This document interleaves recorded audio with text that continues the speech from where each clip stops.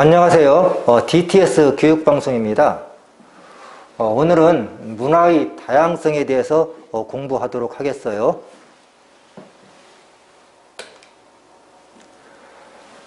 일반적으로 문화는 한 사회의 구성원들이 만들어낸 생활 양식을 문화라고 합니다.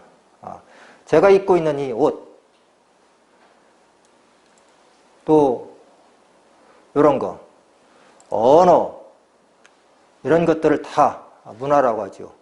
우리나라에서 쓰는 한글, 또 영어, 이런 것들도 다 문화에 속합니다. 문화권은 뭐냐? 문화권이라고 하는 것은 문화적 특성이 비교적 넓은 지표 공간에 걸쳐 유사하게 나타나는 범위를 말합니다. 그래서 같은 문화적 특성이 유사하게 나타나는 범위. 예를 들면 우리 한국 사람들 김치를 먹는다. 그러면 우리나라에서만 통용되는 문화죠. 일반적으로는 한복, 우리나라에서만 통용되는 거예요. 또 우리나라에서도 남부지방에 가면은 음식을 약간 짜게 해요. 그 이유는 날씨가 더우니까 음식이 상하지 않게 하려고 합니다. 북부지방은 춥지요. 집을 지을 때는 창문을 작게 만들지요. 이러한 것들. 그래서 비슷한 문화, 북부지방에 가면 일반적으로 그 지역은 집을 지을 때 창문을 작게 만든다. 그래서 문화적 특성이 비교적 넓은 지표 공간에 비슷하게 나타나는 범위를 문화권이라고 부른다. 알아두세요. 그럼 이러한 문화 형성에 영향을 미치는 요인은 뭐냐? 일반적으로 문화 형성에 영향을 미치는 요인은 자연 환경과 인문 환경이 있어요. 그래서 자연 환경에 영향을 받는 문화, 의복. 추운 지방에 가면은 옷을 따뜻하게 입죠. 저 북극 지방, 시베리아 지역, 이런 지역은 아주 동물의 가죽을 옷을 만들어서 입기도 합니다. 더운 열대 기후 지역에 가서는 이렇게 긴 팔 입는 경우가 적겠지요. 자, 음식도 마찬가지입니다.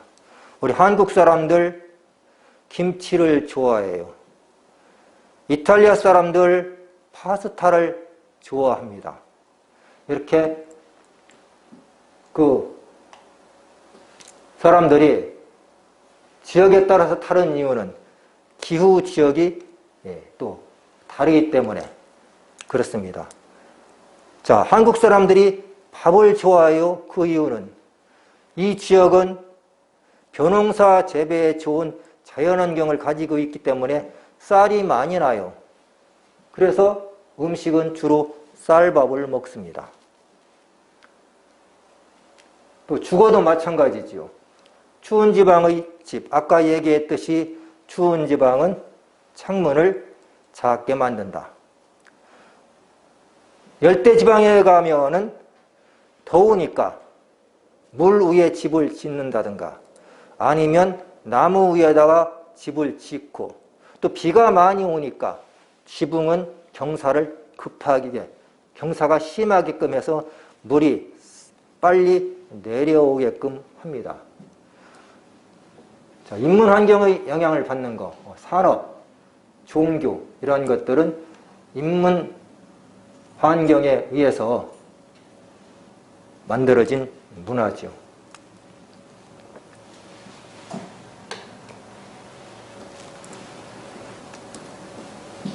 아까 이제 문화권은 비슷한 문화가 나타나는 지역을 말한다고 그랬죠. 뭐 더 세세히 나눌 수는 있지만 일반적으로 이렇게 유럽 문화권, 건주 문화권, 아프리카 문화권, 아시아 문화권 해서 6개 정도로 크게 또 나누어 볼 수가 있어요. 유럽 문화권, 주로 이 사람들 알파벳을 많이 쓰고 종교는 거의 기독교죠. 건조 문화권, 이 건조 문화권은 주로 일반적으로 서남아시아 지역, 중앙아시아 지역, 아프리카 북부 지역이 건조 문화권인데 뭐 이 지역은 건조하니까 옷 같은 것도 이렇게 좀 큼직하게 해서 입고 주로 이슬람교를 믿고 있습니다. 아프리카 문화권 주로 사하라 사막 이남 지역이죠. 아까 얘기했듯이 더우니까 집들도 대부분 그 뭐 나무 위에 짓는다든가 해서 덥지 않게끔 하고 주로 이 지역은 옛날 유럽의 식민지 지배를 받았기 때문에 유럽 문화가 살짝 비치기도 합니다. 아시아 문화권도 크게 나누면 이제 우리나라가 속해 있는 동부아시아, 인도가 포함되어 있는 남부아시아, 베트남, 타이 이러한 나라들이 있는 동남아시아 이렇게 나눌 수가 있죠. 어찌되었건 이 아시아 문화권은 주로 벼농사를 많이 재배하는 지역이 많고요. 중국의 영향을 받아서 뭐 한자 또는 유교문화 이러한 영향을 많이 받고 있는 지역이 있습니다. 물론 뭐 남부아시아와 서남아시아 지역은 유럽의 영향을 많이 받기도 했지만서도요. 아메리카 문화권, 자, 유럽의 영향을 받았기 때문에 종교는 거의 기독교, 특히 북부아프리카, 북아메리카죠, 참. 북아메리카, 남아메리카 이렇게 나눌 수가 있는데 그 북쪽은 캐나다와 미국이 있는 쪽은 주로 영국의 영향을 많이 받았고 남쪽 아메리카는 즉 남아메리카는 스페인과 포르투갈의 영향을 많이 받아서 북아메리카는 영어를 사용하고 남아메리카는 브라질은 포르투갈어, 나머지 나라들은 스페인어를 사용하면서 그들의 영향을 받아서 종교는 주로 카톨릭교를 신봉합니다. 오세아니아 북극문화권, 자, 오세아니아 북서유럽의 영향을 받았죠. 그래서 영어권 나라이면서 개신교가 우세합니다. 북극문화권, 날씨가 춥죠. 그래서 술록을 유목하고, 뭐, 우리가 옛날에 뭐 동화책에서 많이 나오는 그 얼음집, 이러한 것들이 나타나기도 합니다. 자, 이제 문화 변동과 전통 문화. 문화 변동의 요인은 내재적 요인과 외재적 요인이 있는데, 내재적 요인으로는 발명과 발견이 있어요. 외재적 요인으로는 직접 전파, 간접 전파, 자극 전파가 있습니다. 발명은 없는 데서 새로운 것을 만드는 거고, 발견은 있는 것을 찾아내는 겁니다. 외재적 요인으로서의 직접 전파는 사람이 직접 간다든가 해서 문화를 전파하는 거죠. 간접 전파는 뭐 인터넷 이런 것을 통해서 전파되는 것이고, 자극 전파는 예를 들면은 중국의 한자를 보고서 옛날 신라에서 이두문자를 만들었듯이 다른 나라의 문화를 보고서 자극을 받아서 새로운 문화를 형성해가지고 문화가 변동하는 것을 말합니다.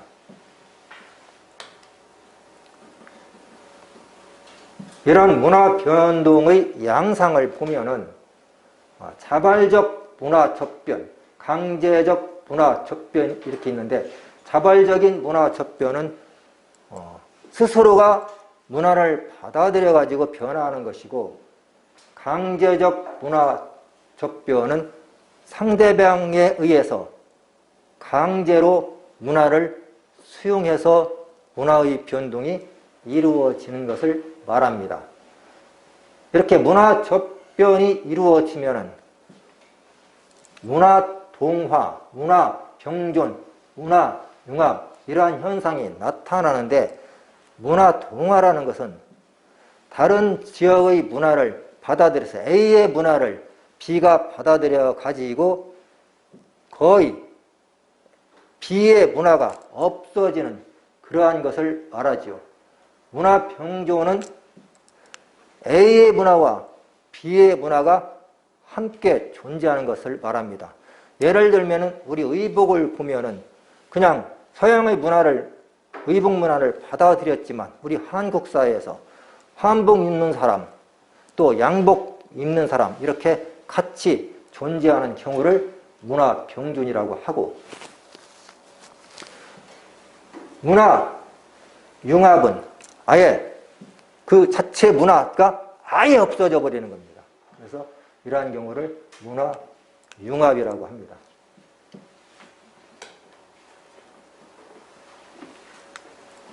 이번에 이제 전통문화를 얘기하겠어요. 전통문화는 한 사회에서 오랜 기간 유지되면서 그 사회의 고유한 가치로 인정되는 문화를 말하고, 이러한 전통문화는 구성원의 유대감을 강화시키고 사회 유지, 통합에 기여합니다. 따라서 모든 나라 또는 지역은 그들의 전통 문화를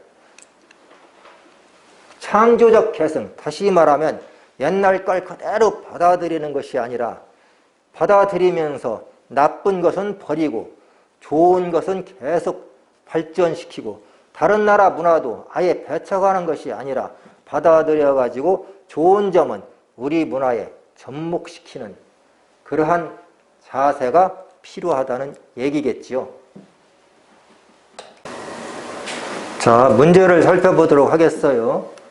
문화 동화의 사례로 가장 적절한 것은, 문화 동화라고 하는 것은 A의 문화를 B가 받아들여 가지고 B의 문화는 없어지고 A의 문화로 대체되는 것을 말합니다.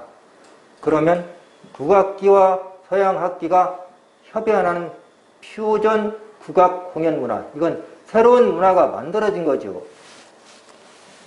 국악기도 아니고 서양악기도 아니고 이러한 것은 문화 융합에 해당되고요.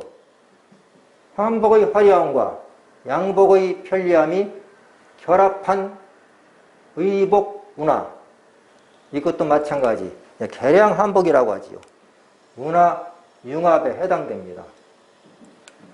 서양식 결혼식과 전통 패백이 동시에 존재하는 결혼 문화, 이것은 같이 존재하니까 문화 병존이고요. 백인 문화로 대체되어가는 아메리카 원주민들의 토착 문화, 그러면 아메리카 원주민들의 토착 문화는 없어졌다는 얘기입니다. 그래서 백인 문화로 대체되었다. 다시 말하면 백인 문화로 동화되어 버렸다. 이렇게 얘기가 되는 것이죠. 그래서 답은 4번이 되겠습니다.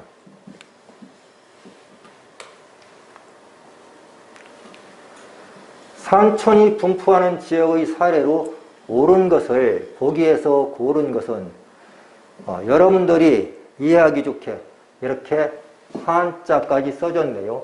원래 이제 산촌, 우리가 보통 산촌이라고 하면 이제 산지촌이라고 해가지고 산골을 얘기하는 경우를 예로 들 수 있는데, 여기서 말하는 산촌은 그러한 산이 많은 그러한 촌락을 말하는 것이 아니라 집들이 흩어져 있는 그러한 촌락을 말합니다. 그럼 집들이 흩어져 있으면은 뭉쳐 살지 않아도 될 수 있기 때문에 띄엄띄엄 집이 있는 것이죠. 한번 보면은 집단 노동력이 필요한 농촌, 이건 집들이 떨어져 있는 것보다는 붙어 있는 게 좋죠. 같은 성씨끼리 모여 사는 동족촌, 이것도 모여 살으니까 산촌이 아니죠. 외부에 대한 방어의 필요성이 적은 지역의 촌락, 다시 말해서 뭉쳐 살 필요가 없어. 외부에서 우리 침략할 일도 없어. 나 혼자 살아도 돼. 또 어디든 물도 얻기 쉬워. 그래서 따로 떨어져서 살아도 불편함이 없는 그러한 지역이 산촌이 형성되는 것이죠. 따라서 디귿과 리을이 포함된 것이면은 답은 4번이 되겠습니다. 3번, 다음과 같은 강수 현상에 공통적으로 영향을 준 것은 영동지방은 북동풍이 불 때 비나 눈이 내리는 경우가 많다. 자, 이게 우리나라 지도입니다. 영동지방을 어디를 말하느냐 하면은 태백산맥을 중심으로 그 동쪽을 영동지방이라고 합니다.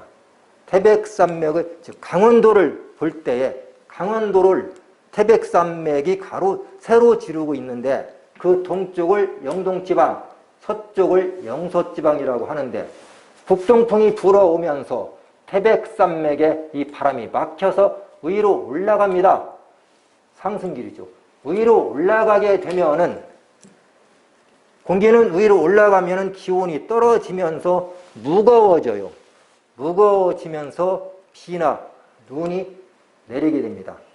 이러한 현상은 히말라야 산맥 남쪽에 위치한 아쌈 지방도 해당이 됩니다. 그래서 아쌈 지방은 세계에서 가장 비가 많이 오는 지역으로 1년 연 강수량이 10,000mm 정도 이상이 됩니다. 그래서 여기에서는 답이 4번이 상승 기류가 되겠어요. 4번, 다음 내용과 관계가 깊은 것은 외부의 다른 사회로부터 문화 요소가 유입되었다. 우리나라 사람들도 커피를 즐겨 마시게 되었다. 전파죠. 문화가 이렇게 전파되어 온 겁니다. 지도에 표시된 지역의 분쟁 원인이 되고 있는 종교를 보기에서 고른 것은 지도에 표시된 지역, 이 지역, 다시 말하면 서남아시아 지역입니다. 서남아시아 지역. 여기는 이스라엘이 있고 아랍 여러 나라가 있죠. 이스라엘은 유대교를 신봉합니다. 나머지 나라들은 이슬람교를 신봉하죠. 그래서 종교적 분쟁이 일어납니다. 답은 4번이 되겠어요. 다음에서 설명하고 있는 문화권은 라틴족과 카톨릭의 비율이 높으며 지중해성 기후가 나타난다. 그러면 그러한 지역은 남부 유럽입니다. 그리스, 이탈리아가 해당되는 나라들이죠. 이 지역은 수목농업과 관광산업이 발달하였죠. 우리나라 사람들 여행 가면 그리스, 이탈리아로 많이 갑니다. 옛날 고대 문화가 발달한 지역이죠. 또한 포도, 올리브, 오렌지 등이 많이 생산됩니다. 답은 2번 남부 유럽이라고 했어요. 다음 설명에 해당하는 작물은 세계 3대 식량 작물로, 자, 세계 3대 식량 작물 하면은 쌀, 밀, 옥수수입니다. 라틴 아메리카가 원산지다. 아울러 사료용 및 바이오 에탄올의 원료로 수요가 증가하고 있다. 바이오 에탄올은 연료로 쓰기 위한 알코올을 말하는 것이죠. 천연 연료입니다. 답은 옥수수가 되겠네요.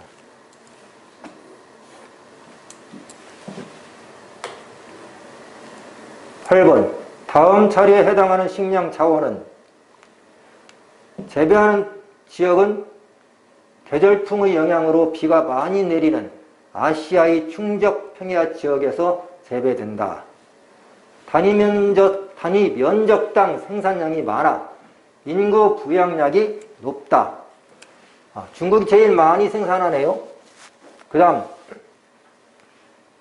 인도, 인도네시아 등등에서 많이 생산됩니다. 쌀이죠.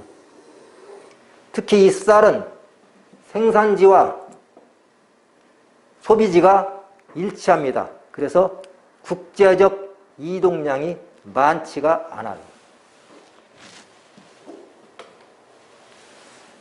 9번, 다음에 해당하는 종교는 히잡과 부르카 등의 복식 문화가 있다. 복식 문화.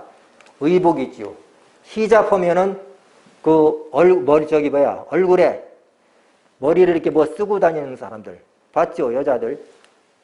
부르카는 뭐냐? 아예 머리에서부터 발끝까지 통째로 써서 우리 몸이 밖으로 보이지 않는 그러한 복식 문화입니다. 카슈미르 지역에서 힌두교와 갈등이 있다. 무함마드 또는 이제 모하마드라고도 하죠. 무함마드가 창시했으며 쿠란 또는 이제 코란이라고도 하죠. 경전을 사용한다. 이슬람교죠. 그래서 아랍 여자들 보면은 우리나라도 요즘 아랍 분들이 많이 와요. 보면은 그 머리에다가 뭘 쓰고 다니죠.